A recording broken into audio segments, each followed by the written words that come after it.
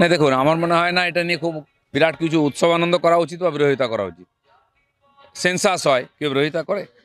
আর TMC হচ্ছে একটা দেশবিরোধী party. দেশের স্বার্থে যা হবে তার বিরোধিতা করবে। এরা জিএসটির বিরোধিতা করেছে, এখন জিএসটির লাভ নিচ্ছে ওরা। ডিমনিটাইজেশনের বিরোধিতা করেছে, সিম্পল ডিমনিটাইজেশন হয়ে গেছে। 370 ধারার বিরোধিতা করেছিল, আমরা হাঁটিয়ে দিয়েছি। কাশ্মীরকে নিয়ে ওরা চেঁচামেচি করে কিছু করতে পারেনি। 3 তালাক গেছে, সব বিরোধিতা করেছে এরা, কিন্তু লাইনে এসে গেছে।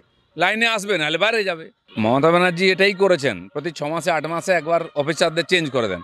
তারা কিছু কাজ করে না, আর কিছু কাজও হয় না, বুঝতে বুঝতে সময় চলে যায়। উনি ভাবছেন এটাকে নিজের মতো করে নেবেন, সেটা সম্ভব নয়।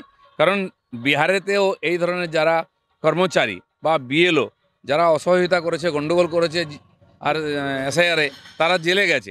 পশ্চিমবাংলা সে ডিএম হোক বা বিএলও হোক, যদি গণ্ডগোল করে নেতাদের কথায়, তাহলে সে জেলে যাবে, তার চাকরি যাবে। আর অলরেডি ওরা বিরোধিতা করছে, একদিকে এসআইআর করতে দেবে, এদিকে 5,000 5,500 বিএলএ 2 এর নাম পাঠিয়ে দিচ্ছে ওরা। বিজেপি তার চেয়ে বেশি পাঠিয়েছে, 7,500। তার মানে কি?